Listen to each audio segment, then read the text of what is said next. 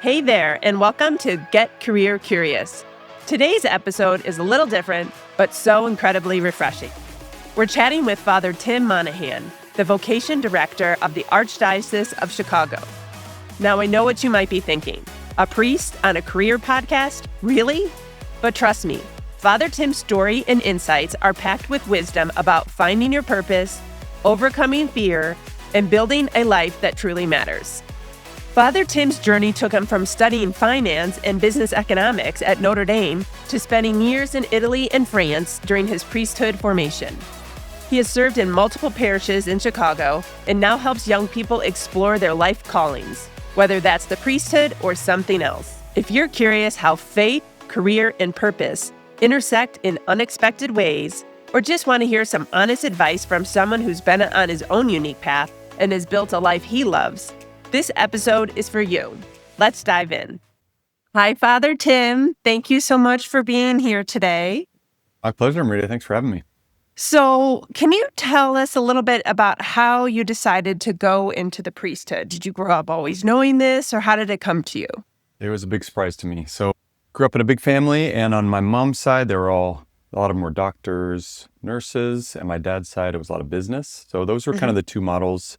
And a lot of athletes as well. So we were always involved in sports, but when the professional sports dream died, I realized that I had to figure out something. So I kind of looked at the different options, and I just, I really admired the way my dad lived his life, because it was a small town in central Illinois called Arcola, and he would ride his bike to the bank, and he'd work there, and he knew all the locals, and he could come home for lunch.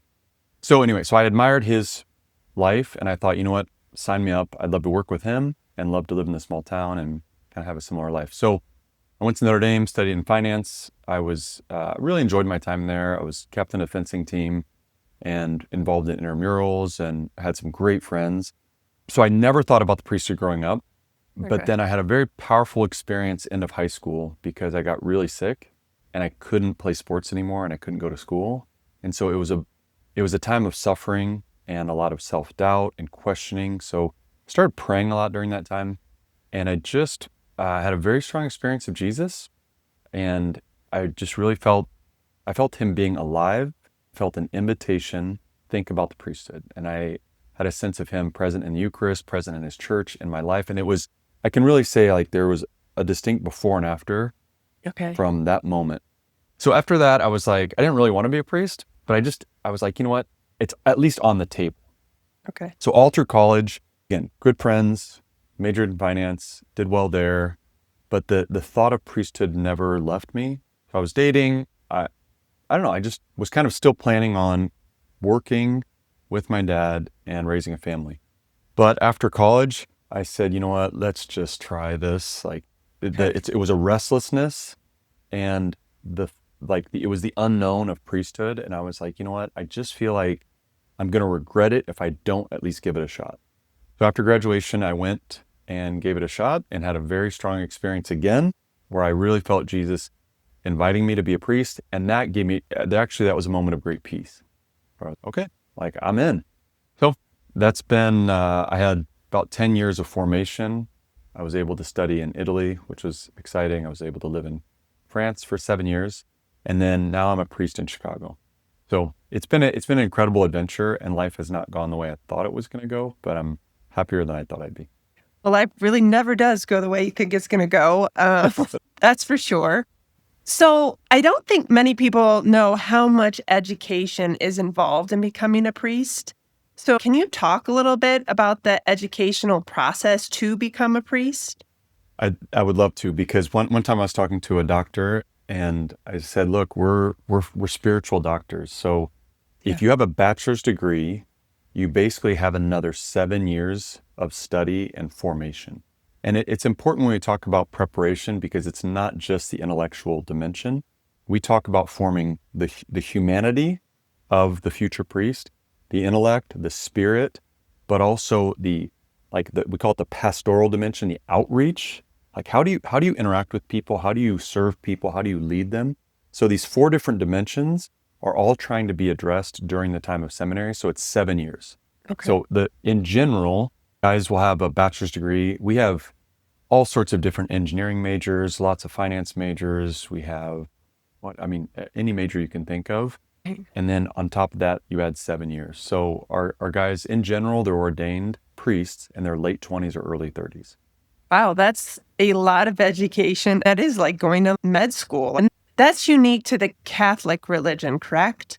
It is. So speaking very broadly, anyone who's like a clergy in the clergy realm, rabbis, imams, etc., pastors, there's always going to be years of study. But the Catholic Church, there just is a level of responsibility and permanency. So they really want us to make sure that we're sure about becoming priests, because we also are celibates. So it's an all-in commitment. So they want us to be sure. And they also want us to give us all the tools that we need to be successful in the vocation. And the other thing is, I have a younger brother who's a Franciscan, and he's a missionary in Nicaragua. And so his formation was even longer, because it was the formation for the priesthood, but it was also a formation to be a Franciscan and how to serve the poor and how to work with his brothers. Then you talk about the Jesuits. The Jesuits, a lot of them will teach at like the university level or Holy Cross priests. So they'll do a PhD on top of that. So everything, it's all about the mission. If you're going to be a priest, what is your mission and what do we need to prepare you for it? So the minimum is 7, but it could be longer. Okay, that is a lot of learning. So specifically, what is your mission in the priesthood? My current mission, so my role or my title is called Vocation Director. Most priests are in a parish. And I spent 6 years in 3 different parishes. I loved it.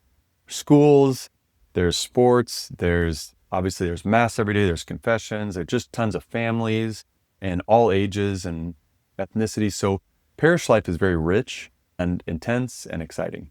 What I do as vocation director is I mentor, I kind of go around the Chicago area preaching and teaching on the understanding of vocation, that Jesus invites us to follow him in different ways.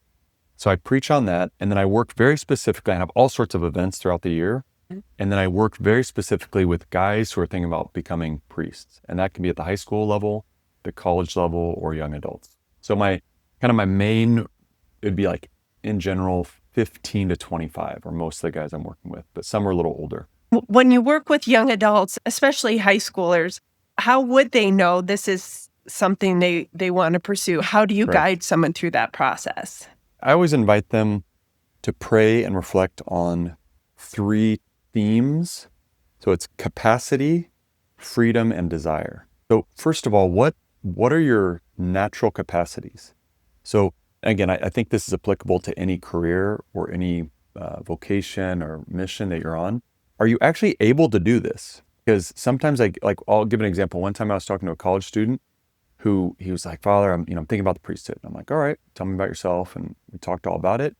He goes, I'm really good at building things. I'm really good with working with my hands. I love it. And I said, okay, how are you at school? And he goes, oh, I hate school. Like, it's hard for me.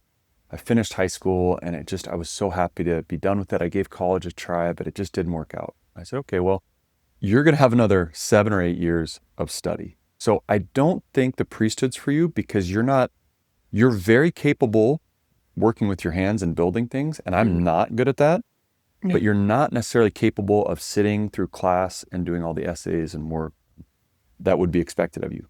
And right away he was relieved. I said, do you think God is asking you to undertake a mission that he didn't equip you for? And this young man was like, no. I'm like, okay. So we start with capacity. What are you capable of? And the thing is that it takes a certain level of honesty and humility with our capacity. And sometimes we need to talk with people about it, because we can have aspirations that don't actually match our capacities. So, sports is an obvious example. Academics, music, like there are limits in that. So anyway, I always say, guys, look at your capacity. A great start. It's a great start. And it's largely, you can't really change that. Again, I would have loved to have played in the NBA. Guess what? I'm not 7 feet tall and can't jump out of the gym. So is largely received. Then we look at freedom.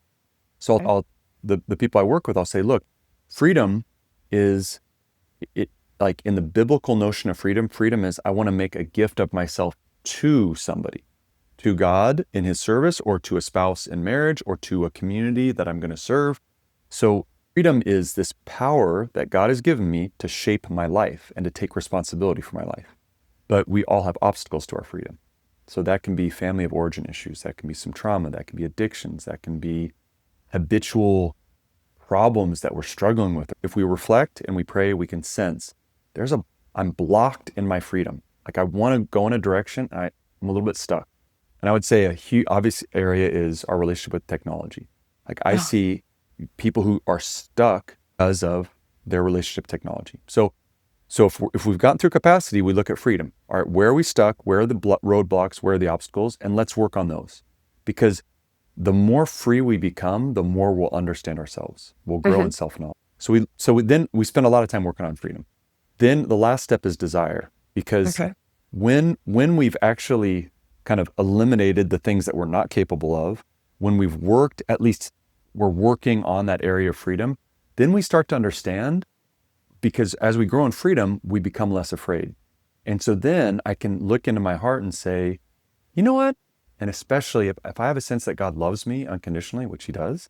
So if I have a sense of God's unconditional love, drops the fear. That's what John says in the Bible. He says, perfect love casts out fear. So I grow in trust and freedom. Then I say, you know what? I'd love to be a musician. I'd love to, whatever. I'd love to be a firefighter. I'd love to be a forest ranger. I'd love to be an electrician, whatever. But suddenly there's an openness to understanding the desires in our heart because I'm not afraid anymore, or I'm less afraid. Fear is always fear's always there, but that's such a nice way to think of that, because I think that's really what holds back everyone, especially young people, is this fear of making the wrong mistake or disappointing someone or failure, which really never goes away. But I love that, really looking into your inside and seeing what desire really opens you up and settles that fear. But I think the order is important. So a lot of times we just start with our desires. It's like, what do you, and as adults, we say that to younger people. We're like, what do you want to do? That's fine. But like, sometimes it's not always helpful because I can want something that I'm not capable of and that I'm not free to do. So, and I think that's really important, especially for anyone who's thinking about going to college. Yeah. If you take on massive student debt, it reduces your freedom. You need to be aware of that. It's just part of the equation. I always tell people, I'm like, work in that order. What are you capable of? What are the obstacles to your freedom? Work on those. And as you're working on them, you'll be able to understand your desires better. Can you talk a little bit more about like exercises? Because I understand the capacity pretty quickly, because people can sort that out and they're generally fairly honest with themselves, or I'm good at math, I like math. I think that one's a little more intuitive, but the freedom one might be a little trickier. It is, because, and I would say it's trickier, and this is where we've done a great disservice to the younger generations, because the messaging of our culture is do whatever you want. Some behaviors are destructive. Right. Some behaviors are I am not going to feel better, and I'm going to lose my freedom with certain behaviors. The one hard thing, and you can dose it, but one good thing is silence. That's a practice that is universal, and people are scared of it because suddenly you have to look inside. What are my thoughts? What's going on in my heart? What are my fears? What are my hopes? But all those things start to surface up, and kind of I can become more aware of them with silence. If I don't have silence, if I'm always with noise, and I see people they can be afraid of silence, and so they fill their rooms with noise. Something's always in the ear. They always want to be distracted because they don't want to look inside. So the first practice would be silence. The second would be, honestly, journaling is a very helpful practice where you just take some paper, and I would say don't do it on your phone. Take some good old-fashioned paper, get a pencil or pen, and you could even just look up, like, what are full questions to reflect on freedom. So one, starting with like, what is freedom? Again, I would say in our culture, our understanding of freedom is not always helpful. Freedom, do whatever you want. I don't think that's what freedom really is. When we look at the Bible and what the church teaches, freedom is, it's a gift I've received to shape my life, and I have to take responsibility for it. What is freedom? And then when I'm in silence and reflecting and praying about freedom, what are the obstacles to my freedom? And this takes time, But then I start to understand, this girl that I hang out with, she's just always gossiping and she always is putting people down. And I always feel sad around her, but she's really popular. So like, I want to hang out with her. It's like, well, is that really the best person to spend your time with? Or my relationship with technology, or like my use of time, or what are my goals, or what are my hopes? Like that's all connected to freedom. The reason why journaling is important is we all process information in different ways. And so if I'm more of an external processor, journaling might not be the best. I might need to talk to a really good friend or a counselor or a parent or a mentor, because then we can talk this through. But even after that, it's good to write it down so that you can reflect on it later. So I would say silence, journaling using different prompts that you can find that would, again, what is freedom? What are the obstacles of my freedom? What are my hopes? One of my current favorite authors, his name is Arthur C. Brooks. He teaches at Love Harvard. him. Does a lot on happiness. And so he says, look, everybody needs to answer two questions. Why am I alive? And for who or what would I give my life gladly right now? Journal on those. Pray about those. Reflect on those. Because then things start to move in your heart where you're like, I don't really care about that. Or I don't care about it. I really am fired up about this. I'm passionate about this. So prayer, journaling. And then I think the third part is there needs to be some sort of sharing. You can't just keep everything inside. So you have to find somebody that's trusted. Again, a mentor, a teacher, a counselor, a parent, a best friend, a priest, some sort of clergy, whoever, a coach. But like find somebody who's trusted and be able to say, this is what I'm seeing. This is it's what's going on. Like, what do you think? Because we're not meant to go through life alone. God has made us to depend on each other so as we're walking through this life. So that's what I'd recommend everyone is, don't be afraid of silence, give it a shot, take some time for journaling so you can process this and then share it with somebody who's trusted. And building on that, and I love Arthur Brooks, and I've read a bunch of his and listened to his podcast, and something he speaks to, which has really helped me, is that you really find happiness in service of others. So something to consider when you're going into a career is not just the priesthood, like any career, is in general, you're happier when you're serving others. And I found that kind of fascinating and a bit liberating. There's proven facts. You're happier when you're doing stuff for other people. And so what are your thoughts on that take? Oh, it's very helpful. I appreciate his approach because he uses so much well-researched social science data. And so he's able to help us to say, look, we do have really reliable data on this. Again, unfortunately, I would say so much of our cultural messaging to people is get as much money as you can and you will be happy. Get as much power as you can. Get as much influence and reputation. Get as much pleasure as you can. It's always this quantitative approach that we're around. And this is classic. It's not just American culture. This goes back. Aristotle used to write about this in ancient Greece, but it was power, pleasure, wealth, and honor. Like those are the classic things that we think are going to make us happy. So it's important for us to name that and to say, they're not bad things, but if I make that my central purpose, it will not fulfill me. When we read what those who are wealthy and powerful and celebrities and everything else, they'll say the same thing.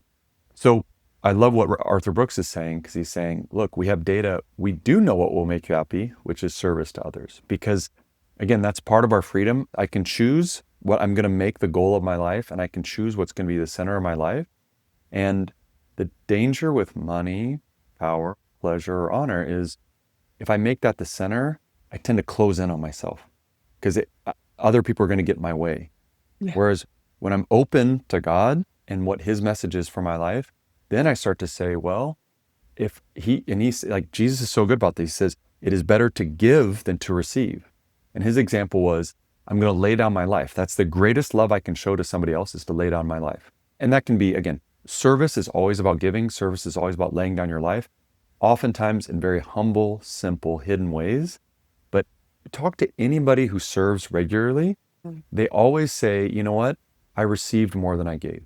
That's I so went to that true. soup kitchen, or I was tutoring, or I was coaching, but I'm not doing it just for simple monetary gain. I'm doing it because I'm in a relationship and I'm experiencing the goodness of the gift. And the more I do that, the more I love doing it. So I would say for anybody who kind of doesn't believe that, give it a shot. Again, you're going to be scared. It's going to take you outside your comfort zone, but give it a shot, because as you do it and you live it, you'll start to get a feel and understand it experientially. It's not head knowledge. It's very much experiential knowledge of, oh, this feels good. I Yeah. like doing this. And whatever profession or vocation or job or career I have, I can always integrate service into that. Yeah. And I think that's where people might get a little lost is say, and for instance, your dad was a banker, and I think you have family members who are in finance, correct? Mhm. And so you can still find purpose in a job that might not necessarily on paper look like you're giving back. And so, Right. do you have some advice there? Or? Yeah, definitely. Because I had a little bit of a crisis moment, because I remember asking my mom, as I'm majoring in finance, I'm like, I want to help people. Like, dad just works at a bank. And she was like, he helps people. Money is an important part of everybody's life. Mhm. And she helped me understand that people would come in to talk to him. And it was a small town, it's a community bank. So being a banker in a small town, you're kind of like a de facto financial advisor, a little bit of a counselor, just somebody to listen and help guide people in a responsible way.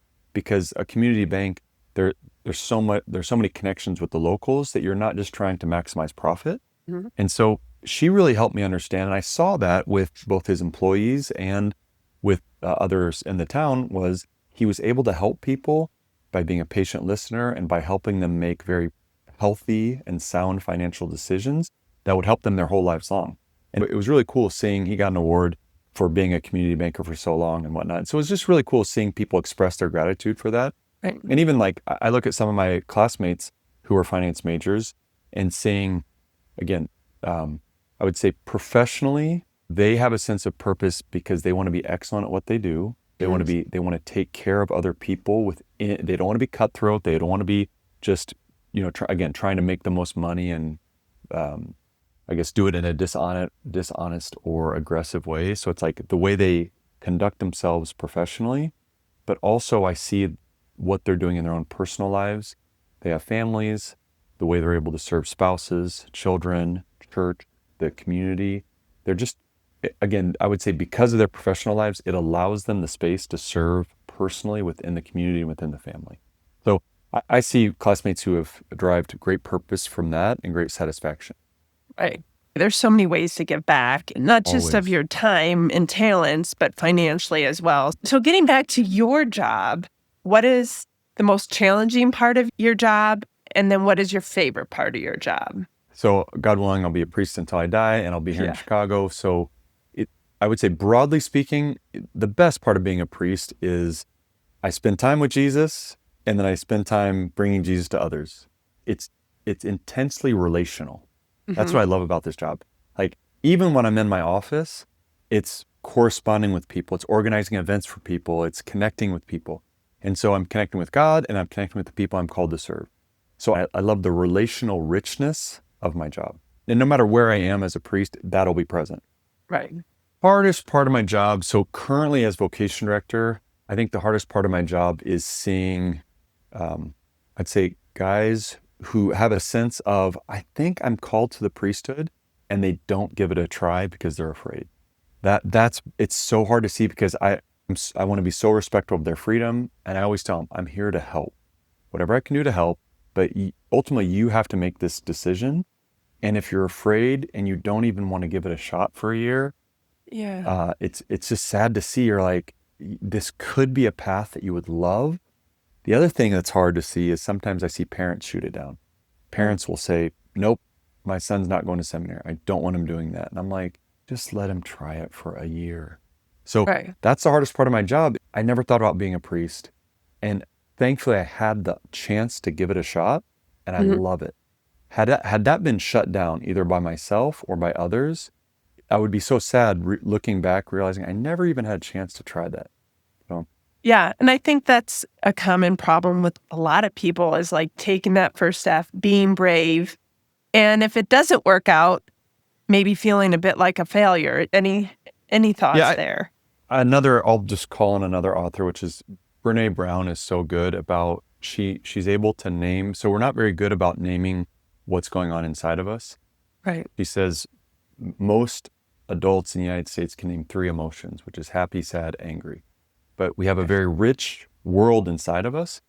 And so I think what's important is to understand, and she does a really good job kind of describing and mapping this out, but it's important to understand that simultaneously, if I'm facing a decision, I can feel afraid and be courageous by making a decision. So sometimes I feel like they're waiting to feel courageous to move forward. And they're like, I'm afraid.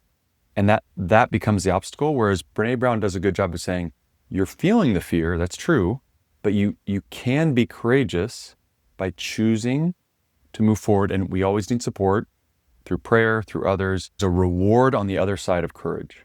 So agree. I choose to act courageously.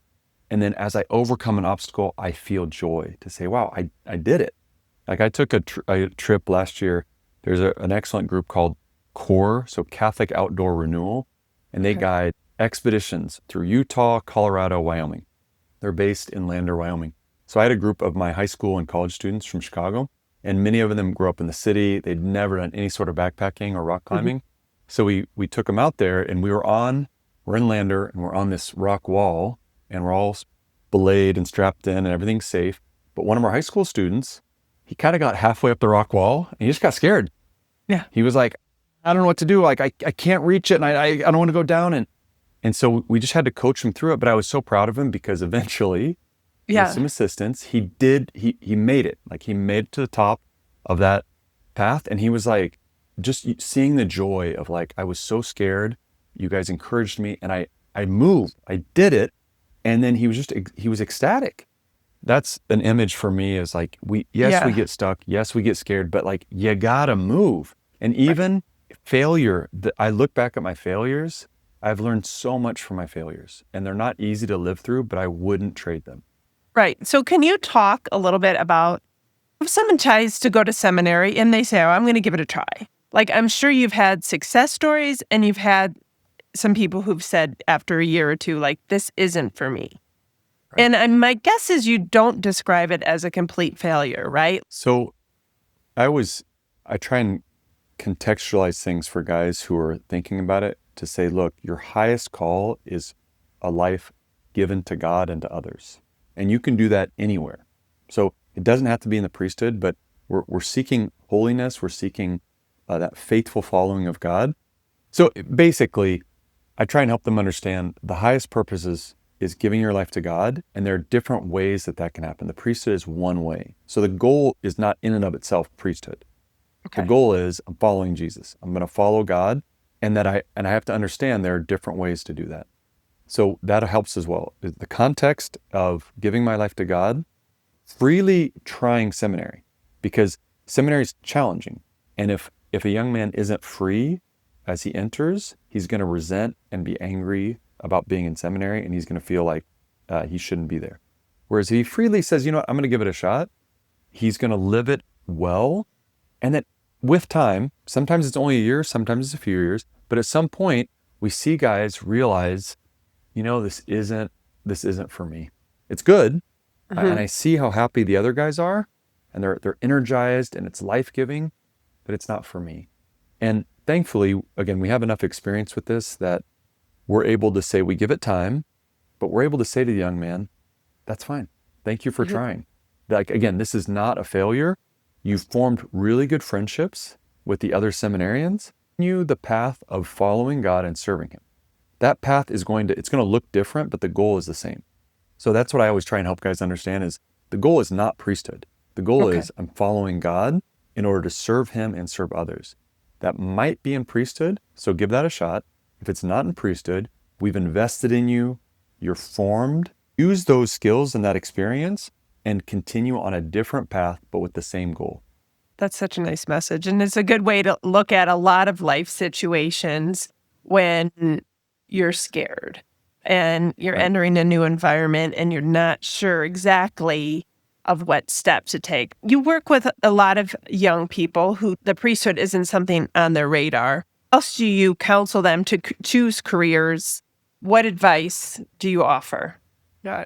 Again, I think going back to what we were saying before about those themes of capacity, freedom, and desire, is that God has made us in a certain way. We've received certain things. So it's worth reflecting on that, because and that's why I love Gallup, the Strength Finders, Okay. because it's a positive psychology that is looking at, and you can take it online and there are books that will help you describe it, but basically they're looking at what are your strengths, which is another way Mhm. of looking at like, what are my capacities? How have I been made? Because when I'm working in my strengths, there's something energizing and life-giving about it. Mhm. So I can spend a lot of time trying to prove in an area where I'm really weak, and I don't really see that much change. If I can focus on my strengths, then I can get stronger, and I see the impact of that, and how like it just feels good. It feels good to work from our gifts and our strengths, and other people see that. So I always tell the young people I'm working with just to say, look, let's go back to your capacities. And you, like you said, you're like, in general, we kind of have a sense of what are our capacities. So let's go back to those capacities. Let's try things in that area. And then you can kind of see what's the experience of working in my gifts. And that's where it involves our freedom, because sometimes our gifts in areas that other people aren't telling us about, or that aren't popular, or that maybe people don't understand very well. The point in freedom is I will encounter people that might not appreciate where I'm gifted or what my Oh. capacities are. So I think that's the point. Like, again, priesthood is a very Yeah. particular path. For any of our young people, it's like, if you have a sense of your gifts and your capacities, be aware that that's going to be life-giving for you, even if other people don't understand it. But people will see that you're energized and that you love it. And that's very important. So I think the capacity, the freedom, and then our desire can be shaped by, again, we enjoy being good at something. And Mhm. sometimes it's something very simple, but that sense, going back to Arthur Brooks, purpose. Like you have to have a sense of purpose. Like, why am I getting up in the morning? Why am I getting this degree? Why am I going to work today? So those are all very important things. And honestly, you're talking about like switching degrees or what your majors are and not knowing what to study. And unfortunately, again, we have not served our young people well, because we've created a university and college environment that puts the stakes up way too high. Like Mhm. they know, oh my gosh, I'm putting all this money into it. I've got to get it right, and I've got to do it right now. It's like, no, you don't. Like, it's not fair to put that on an 18, 19, 20-year-old. So that's the other thing is, if you're not sure, you don't have to go to the most expensive university. You can go to a place that's more affordable, and it just gives you the freedom to try different things. And you can say, oh, I tried it, didn't work out, it's okay. Whereas, like, I'll just give an example. I talked to a young man, I felt so bad for him. He had gone to an elite university, and he had gone to an elite law school, and he had dropped out of law school, and he had $250,000 of debt, and he didn't have a law degree. And I'm like, Yeah, that's hard. like, he's incredibly talented, but like, what are you gonna do? So Right.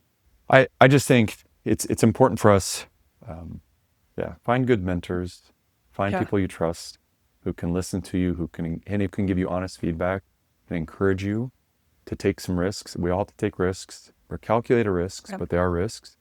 But there's got to be movement as well. So give it a shot. It'll work out. Super.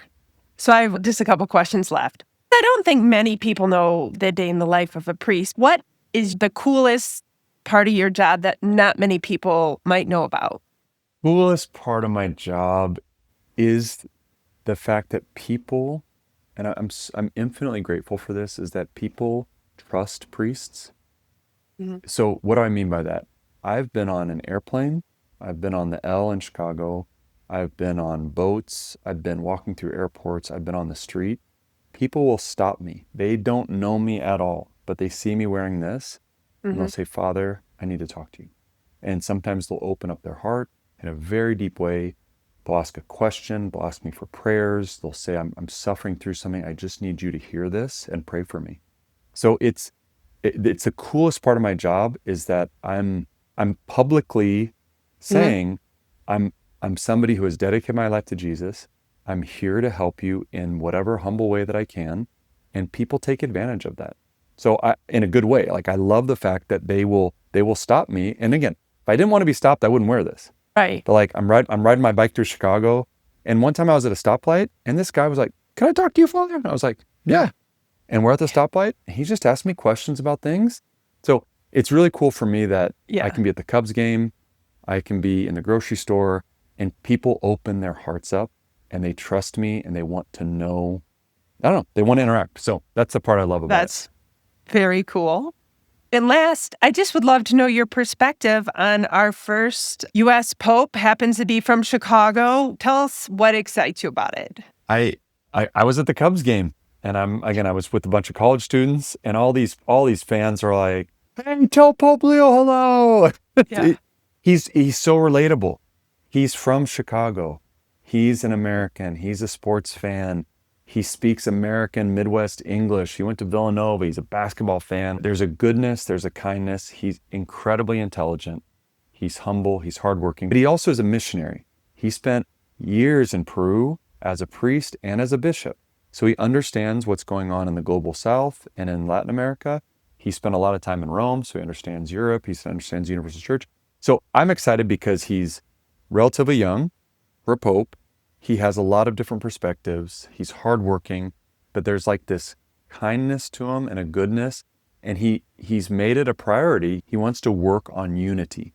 That's unity within the Catholic Church, unity amongst Christians, unity amongst all people of faith, unity with people who have no faith, but just to say, let's work together for a better world, a better planet. So I love watching his videos on Instagram. I love reading about what he's saying. He's speaking to us, and I hope people can listen because he speaks English. Well, thank you so much for taking the time Thank you, Marita. to share with us today. I so appreciate it, Father Tim. Thank you. Likewise. All right. God bless. Thank you again for joining me for this episode of Get Career Curious. Before we wrap up, let's hit some of the highlights from our conversation with Father Tim Monahan.